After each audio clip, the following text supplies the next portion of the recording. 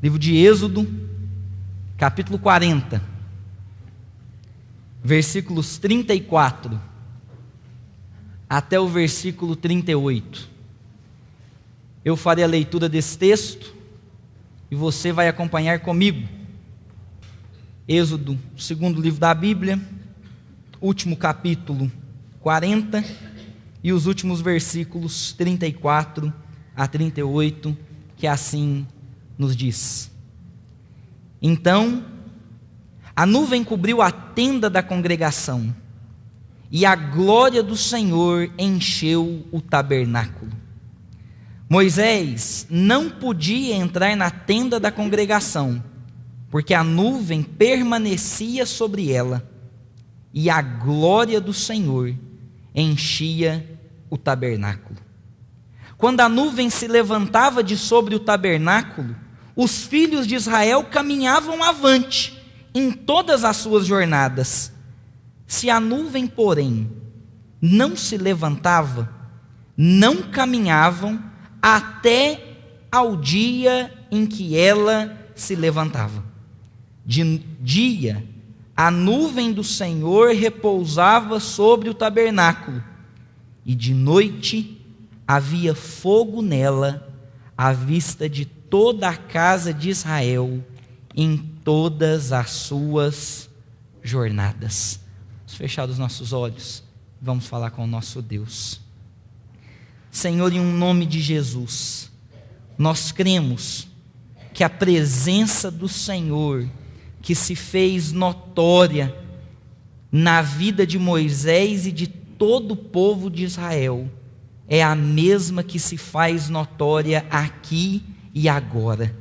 Que a glória do Senhor se faça presente na nossa vida, e que através do Santo Espírito do Senhor nós possamos compreender, praticar e anunciar a Tua palavra, em um nome de Jesus. Amém e amém. Vislumbramos nesta semana que se findou um dos maiores espetáculos produzido pelo homem. Cada detalhe milimetricamente pensado, num show de talentos, num show de construções, e o mundo para assistir a Copa do Mundo de futebol na Rússia. São 32 seleções, 64 jogos e apenas um campeão.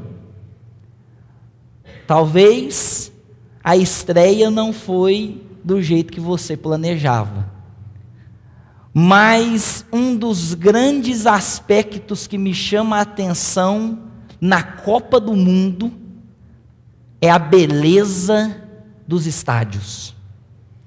Queridos, são 12, cada um mais bonito do que o outro, uma arquitetura fantástica, um sistema de iluminação perfeito, um gramado que parece um tapete, cada detalhe pensado de uma maneira muito singela e especial.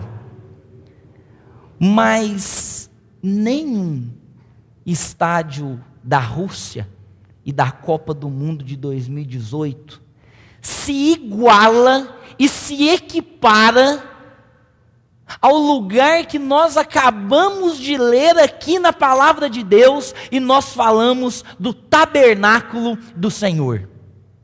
O tabernáculo do Senhor era um lugar de 45 metros por 22,5, mais ou menos um quarto de um campo de futebol. E eu fiz esse desenho porque eu não sou da área de exatas, mas dá um quarto certinho.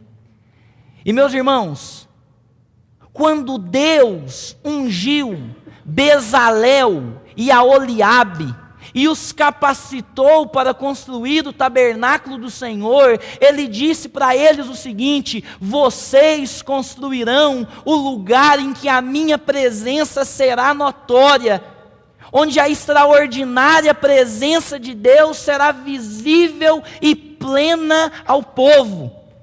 Bezalel e Aholiabe, com a ajuda de outros homens que o Senhor capacitou, começaram a construir o tabernáculo do Senhor.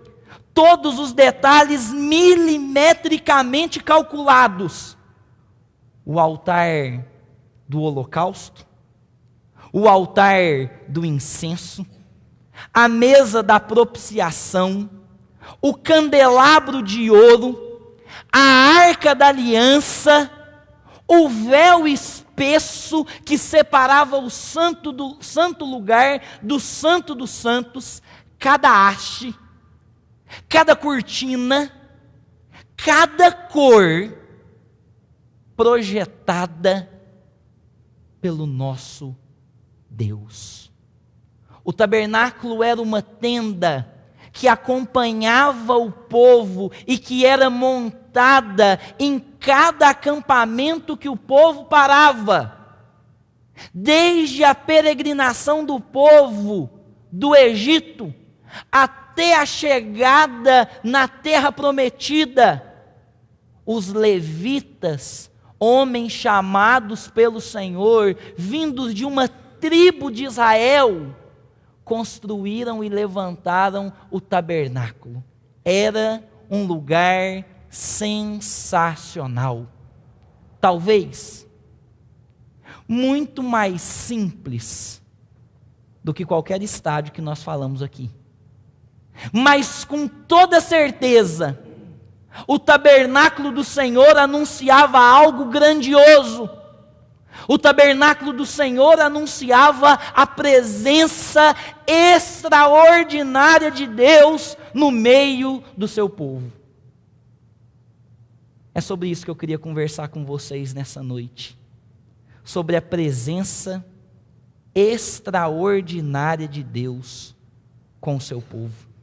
Aquele povo que contemplava a glória de Deus.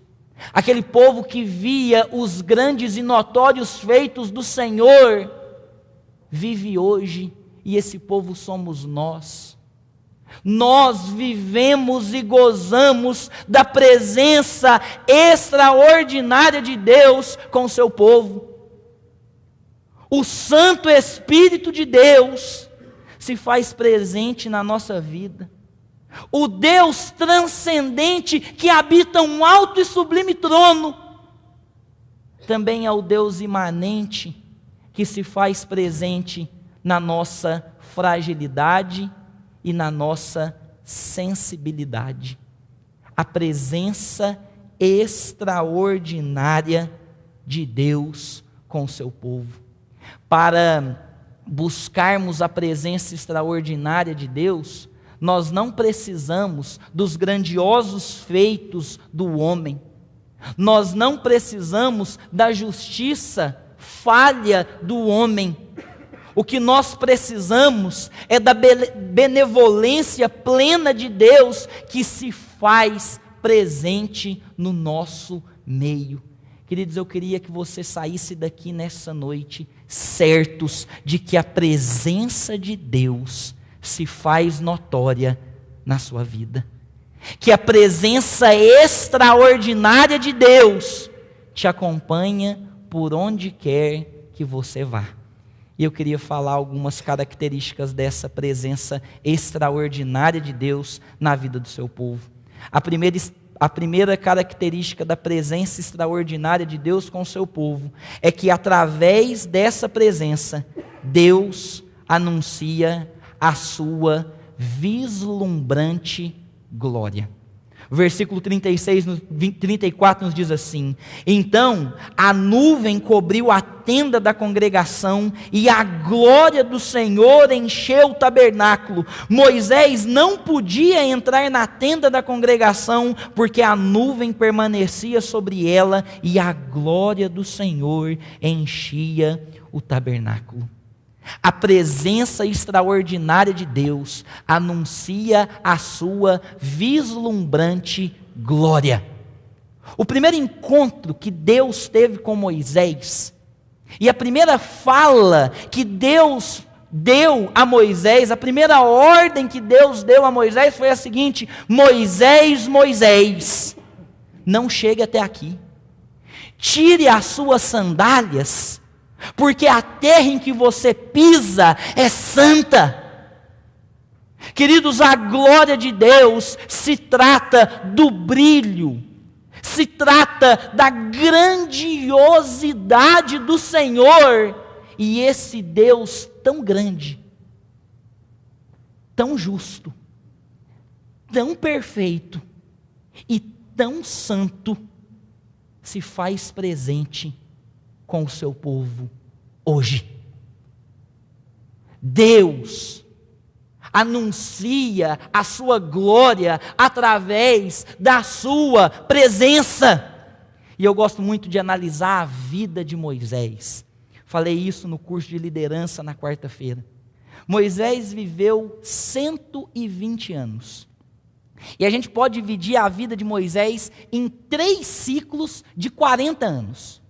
O primeiro ciclo de 40 anos, Moisés viveu no palácio do Egito, pensando que ele era alguma coisa.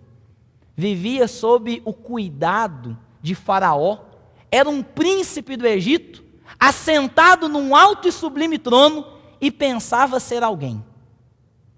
No segundo ciclo da vida de Moisés, os seus próximos 40 anos, ele vive no deserto de Midian, onde ele conhece o seu sogro Jetro, onde ele se casa com a sua esposa Zípora, e onde Deus mostra para ele que ele não é nada. É ali, naquele deserto escaldante, que ele percebe que ele não é nada. E nos últimos 40 anos de Moisés, o terceiro ciclo da sua vida, Deus mostra para Moisés o que ele pode fazer a partir daquele que não é nada. Talvez você viva no primeiro ciclo de Moisés, pensando que você é alguma coisa. Logo, logo o Senhor vai te mostrar que a sua justiça, que o seu ser, que os seus pensamentos não são nada. Mas em o nome de Cristo Jesus, Ele também vai usar a sua vida, que não é nada, para a glória dEle. Foi através de Moisés que o povo de Israel contemplou os grandes feitos do Senhor, vendo as 10 pragas, vendo o maná caindo do céu, vendo as águas amargas de Mara se transformarem em águas doces e muito boas para beber, viram a água que brotaram da rocha em Refidim. O povo de Israel contemplou a glória do Senhor em todos os seus feitos. Porém, o povo de Israel abandonou a glória do Senhor para servir os seus próprios ídolos. Todas as vezes que Moisés subia ao monte para falar com o Senhor Deus, diz a palavra de Deus que a montanha que Moisés subia se tornava santa, trovões caíam, relâmpagos caíam, e quem tocasse naquela montanha morreria, porque ali estava a santidade de Deus e a glória do Senhor era vista por todos. Moisés subiu e demorou, e o povo disse o seguinte: quer saber de uma coisa? Moisés morreu. Vamos aqui construir um bezerro de ouro, derreter aquele ouro que o próprio Deus preparou para nós, para que quando nós saíssemos do Egito, nós tivéssemos recebido pelos nossos 400 anos de escravidão. O povo então derreteu aquele ouro, construiu um bezerro e começou a adorar o Senhor.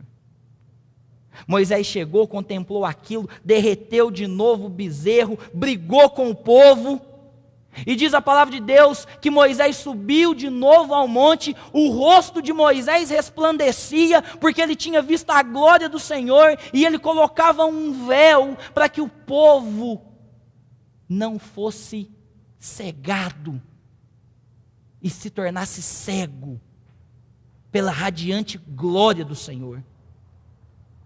Queridos, a vida de Israel e a história de Israel se parece muito com a nossa, porque por muitas vezes nós também abandonamos a glória do Senhor e nos envolvemos com os nossos vários ídolos.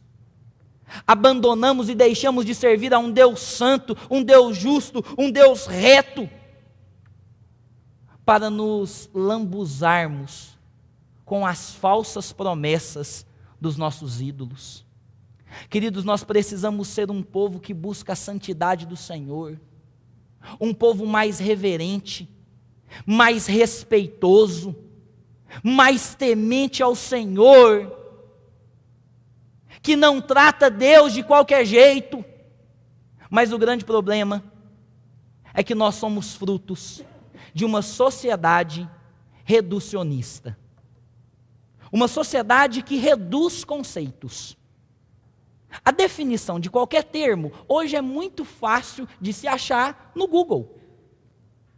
E você aprende o que é aquele termo lendo no Google e pronto.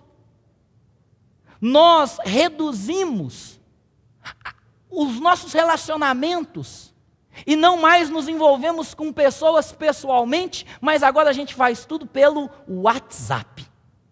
E eu gostei de uma frase que eu ouvi essa semana, em terra de WhatsApp, quem recebe ligação, recebe uma declaração de amor. E é verdade. Vivemos dias de uma sociedade que reduz as coisas. Por exemplo, nas propagandas de um celular, por exemplo, dizendo o seguinte: nesse celular você vai ter um mundo nas suas mãos. Que mané mundo nas suas mãos? Vai ver algum mapinha ali, aumentar, mas nada que se compare a horas de viagem com a família para conhecer um outro lugar. Queridos, nós somos reducionistas até na alimentação. Não que a gente come pouco, pelo contrário. Mas sabe como a gente reduz as coisas? Já viu aqueles salgadinhos de milho, que o pessoal faz aquelas batatas chips, e tem a ousadia de falar assim, essa batata, esse salgadinho, tem sabor picanha. Sabor picanha? Naquele negocinho de isopor? Não conhecem o sabor da picanha. Nós reduzimos conceitos. Vivemos numa sociedade reducionista e acabamos reduzindo o nosso relacionamento de intimidade com Deus. Hoje é comum tratar Deus de cara. O cara lá de cima que zela por mim. Ou então reduzimos o poder de Deus como se ele fosse um SOS para emergência. E vivemos em intimidade com ele quando a gente precisa de Deus. E o que a gente precisa o mais rápido possível é voltarmos a tirar as sandálias dos nossos pés, a rasgarmos as nossas vestes, a nos humilharmos, porque nós não servimos o Deus que é cara, nós não servimos um Deus de brincadeira, nós não servimos um Deus de SOS, nós servimos um Deus santo, justo, íntegro e vivo. O grande problema é que parece que Deus está morto. E como diz o historiador Leandro Carnal, um ateu, nós carregamos Deus no som do nosso carro, no adesivo na geladeira, nas camisas. Só não carregamos Jesus e a presença de Deus nas nossas atitudes e nos nossos pensamentos. Precisamos nos aproximar desse Deus que é glorioso, que é santo e que quer se relacionar com você. Isaías capítulo 57, versículo 15, nos diz: porque assim diz o alto, o sublime, que habita a eternidade, o qual tem o nome de santo. Ele diz: habito no alto e santo lugar, mas também habito com o contrito e abatido de espírito, para vivificar o espírito dos abatidos e vivificar o coração dos contritos. Queridos, não reduza a sua intimidade com o Senhor, não reduza um Senhor que é santo, perfeito e justo a alguém como um amiguinho de WhatsApp. O Senhor é um Deus santo e Ele quer se relacionar com o povo contrito e abatido de espírito. Busque a glória do Senhor, busque a presença do Senhor, porque em primeiro lugar, a presença extraordinária de Deus anuncia a sua vislumbrante glória. Mas em segundo lugar, nós podemos destacar que a presença extraordinária de Deus dirige o povo sob a sua dependência. O versículo 37 nos diz assim, o versículo 16 nos diz assim: quando a nuvem se levantava de sobre o tabernáculo, os filhos de Israel caminhavam avante em todas as suas jornadas. Se a nuvem, porém, não se levantava, não caminhavam até ao dia em que ela se levantava. Sabe o que isso significa? Significa que não há motivos para seguirmos a nossa jornada se Deus não for adiante de nós. Quando Moisés viu aquele povo idólatra se corrompendo e não querendo mais se relacionar com o Senhor, ele ergueu a voz e disse para o Senhor: Deus, quem irá comigo para conduzir esse povo? E o Senhor Deus respondeu para ele: a minha presença vai adiante de você. E Moisés então disse: Senhor, não me deixe ir, se a tua presença não for comigo. Queridos, nós precisamos colocar em prática isso na nossa vida. Nós precisamos colocar o Senhor adiante de nós, porque se o Senhor não for, nós também não iremos. Se o Senhor não for, será os nossos projetos, os nossos esforços, a nossa vontade e a nossa força. Meus irmãos, nós precisamos que a presença do Senhor vá adiante de nós e que Ele seja o sustentador do nosso projeto, que Ele seja o sustentador da nossa vida, das nossas decisões diárias, que nós temos que tomar a cada instante. Se não for do Senhor, não vá. E eu me lembro de uma visita que eu fiz, junto com a dona Vilma, a nossa irmã, dona Marlene. Dona Marlene estava vivendo um impasse na sua vida. E a gente foi visitá-la, e ela disse o seguinte: pastor, eu não sei se eu vou para Goiânia para morar com a minha filha, se eu continuo aqui em Uberaba, porque aqui está todos os meus médicos, os meus amigos, a minha igreja. E pastor, eu estou vivendo nesse dilema. E aí a gente pensa que vai visitar, para confortar, para instruir, e a gente sai visitado. E ela falou assim para mim: pastor, mas eu li, e eu tenho meditado ao longo de muitos dias, naquela passagem de Números. O senhor conhece, pastor? Eu falei: não sei qual que a senhora está falando não, irmã.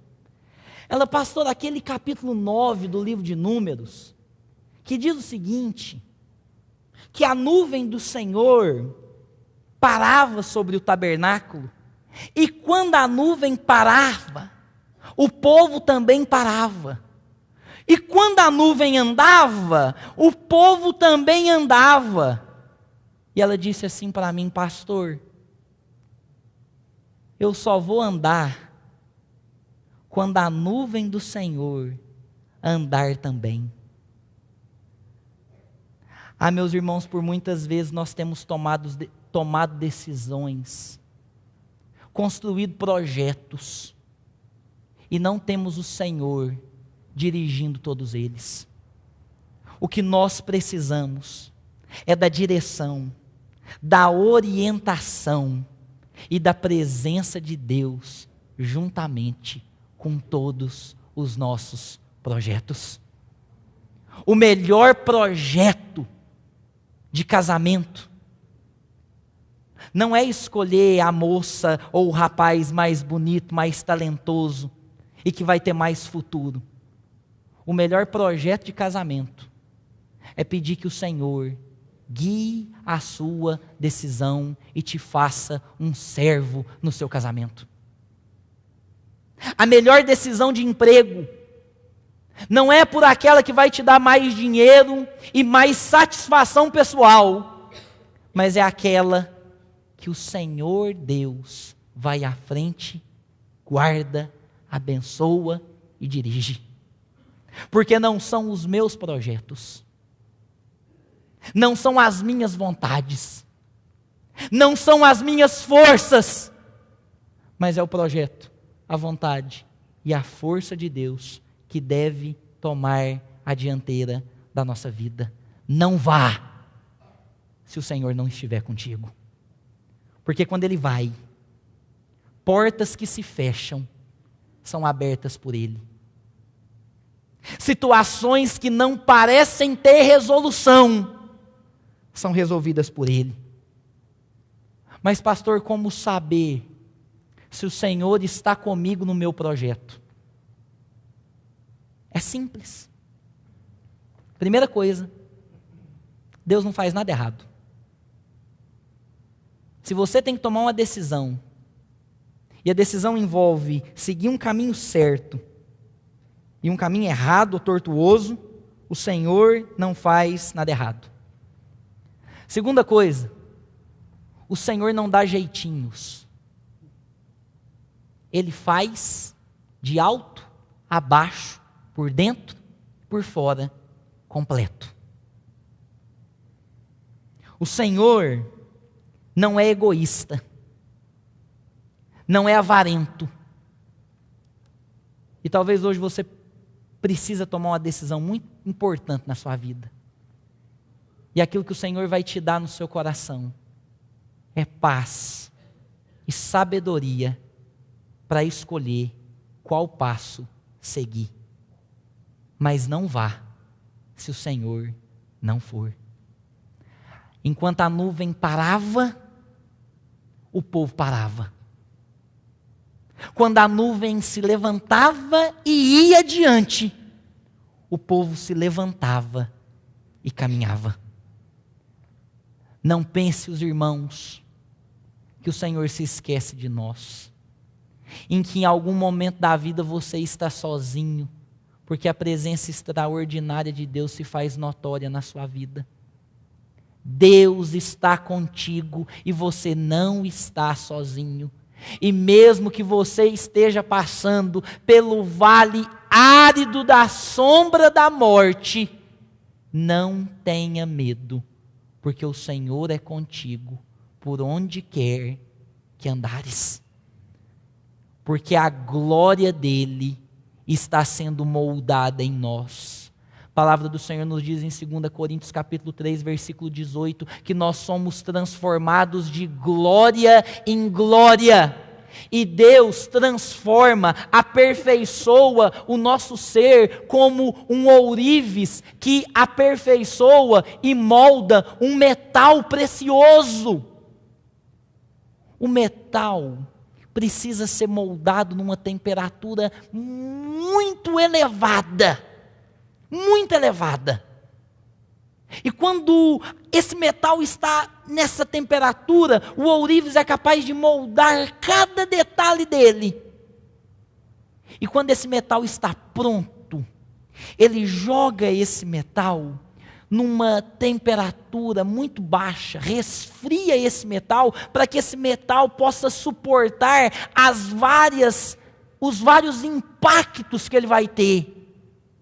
E o ourives sabe que o metal está pronto, quando ele olha no metal e contempla o seu reflexo nele, meus irmãos, assim também é o Senhor.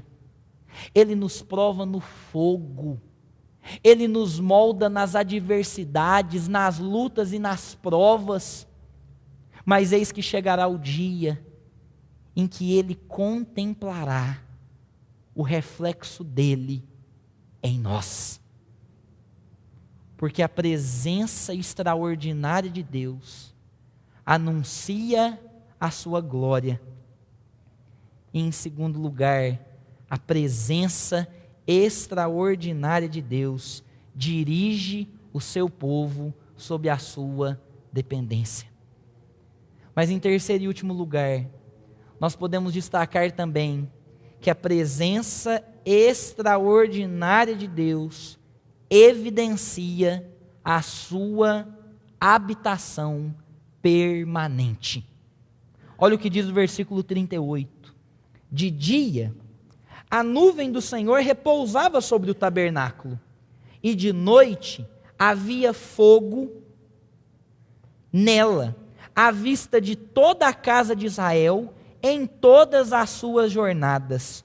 O contraste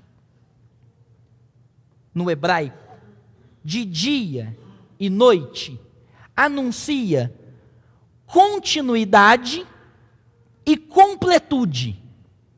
O que isso quer dizer? Quer dizer que o povo de Israel contemplava todas as horas do dia e todas as horas da noite que o Senhor se fazia presente e a habitação do Senhor estava permanente naquele lugar. O povo aprendia que em cada instante da sua vida eles podiam contar com a presença de Deus. É como a história que um professor nosso de seminário uma vez nos contou. Ele disse o seguinte: quando a filha dele era pequena, ela tinha muito medo de dormir no quarto sozinha, escuro. Parecia que ela confiava nos pais de dia, mas à noite não tinha essa confiança. E o pai então bolou uma ideia fantástica. Ele fez o seguinte: filha, papai não pode ficar aqui com você até você pegar no sono. Papai quer assistir um pouquinho de televisão. Então é o seguinte: eu vou deixar a porta meio aberta. E você vai ver o papai sentado lá na poltrona. Quando você olhar para a poltrona, você vai saber que o papai está lá. E todas as noites eram assim. Até o dia em que a ajudante da casa mudou a poltrona de lugar. E a menininha deitou e falou assim: papai, me ajuda, papai. Me ajuda porque eu não estou vendo a poltrona. Só que a poltrona tinha ficado de um jeito tão bom que o pai pensou assim: puxa vida, já faz tanto tempo que ela está olhando para a poltrona, precisa ensinar uma nova lição para ela. O pai, mesmo assentado na poltrona, lá da sala, disse assim para a sua filha: filha, o papai está aqui na poltrona. Mesmo que você não veja, eu sempre estou te olhando. De dia e de noite, Deus mostra o seu cuidado para com o seu povo.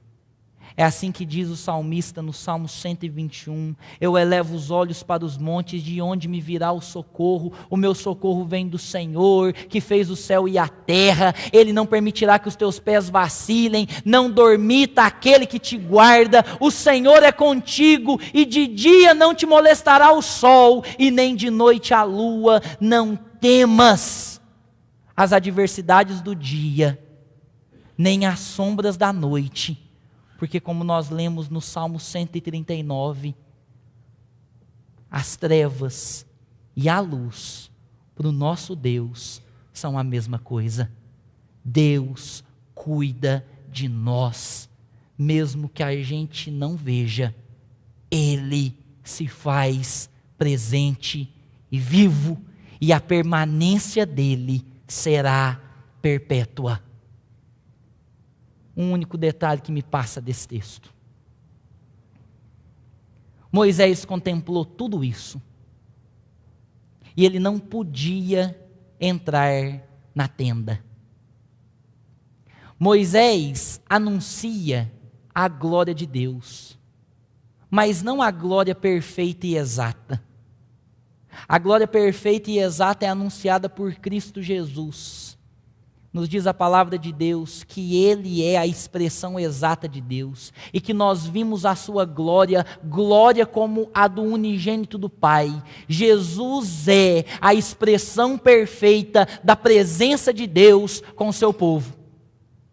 E Jesus Cristo se encarnou, pisou nessa terra e abriu as portas, abriu o caminho para que nós, pecadores perdidos, pudéssemos gozar da presença do Senhor para todo sempre. Apocalipse capítulo 15, versículo 8, nos diz o seguinte: o santuário se encheu de fumaça procedente da glória de Deus e do seu poder, e ninguém podia penetrar no santuário enquanto não se cumprissem os 7 flagelos dos 7 anjos. Moisés não podia entrar na presença de Deus enquanto a nuvem estava sobre o tabernáculo.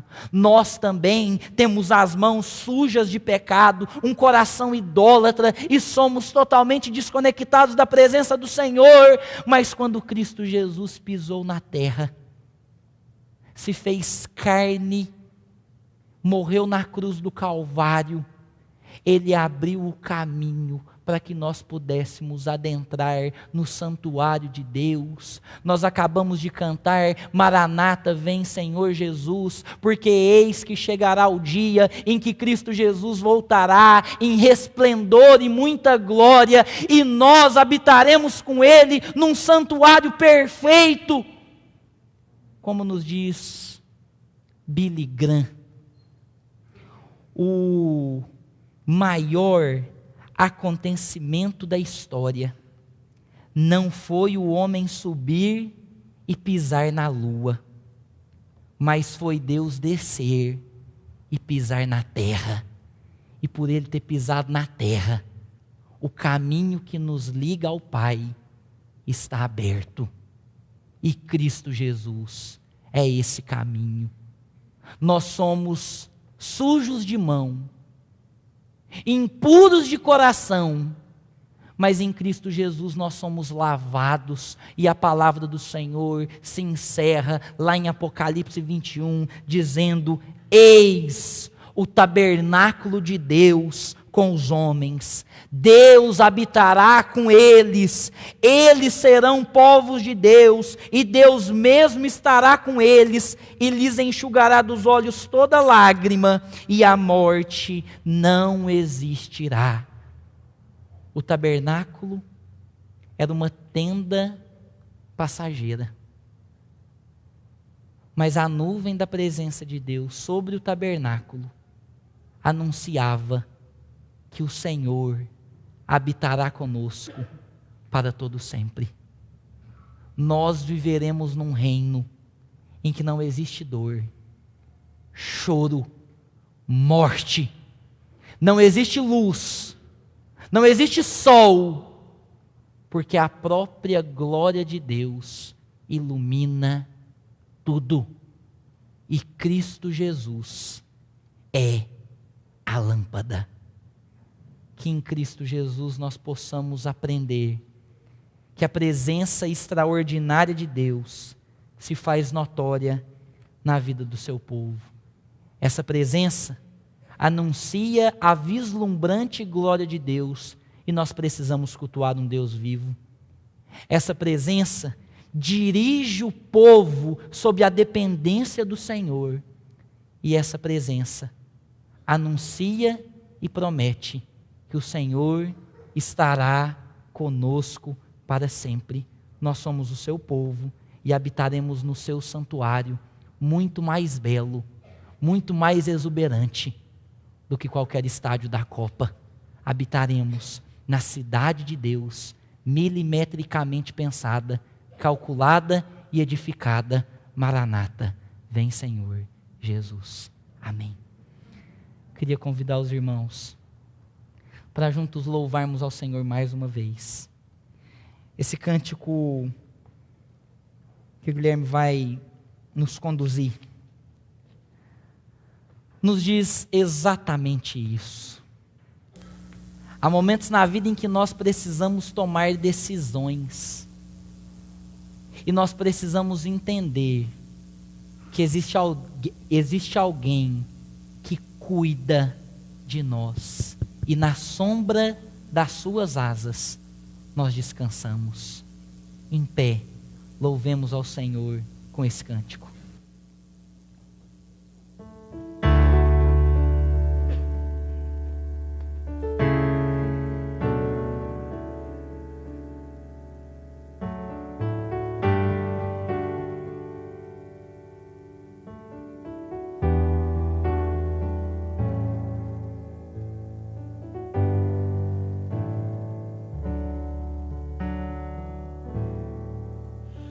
Eu preciso aprender um pouco aqui, eu preciso aprender um pouco ali, eu preciso aprender mais de Deus, porque Ele é quem cuida de mim.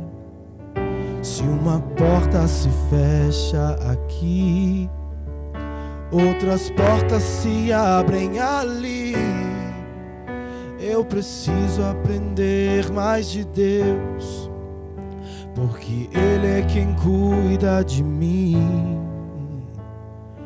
Deus cuida de mim. Deus cuida de mim. Na sombra das tuas asas, Deus cuida de mim. Eu amo a sua casa.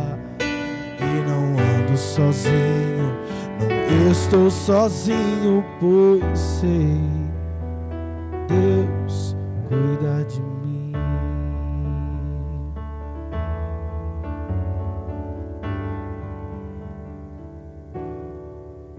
Se na vida não tem direção, é preciso tomar decisão. Eu sei que existe alguém que me ama, Ele quer me dar a mão. Se uma porta se fecha aqui, outras portas se abrem ali. Eu preciso aprender mais de Deus, porque Ele é quem cuida de mim. Deus cuida de mim. Cuida de mim, na sombra das tuas asas, Deus cuida de mim. Eu amo a tua casa e não ando sozinho, não estou sozinho, pois sei, Deus cuida de mim. Deus cuida de mim. Sombra das tuas asas, Deus cuida de mim. Eu amo a sua casa,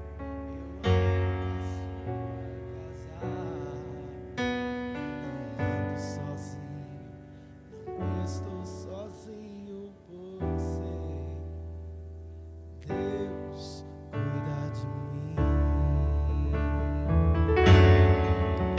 E não ando sozinho, estou sozinho, pois sei que Deus cuida de mim.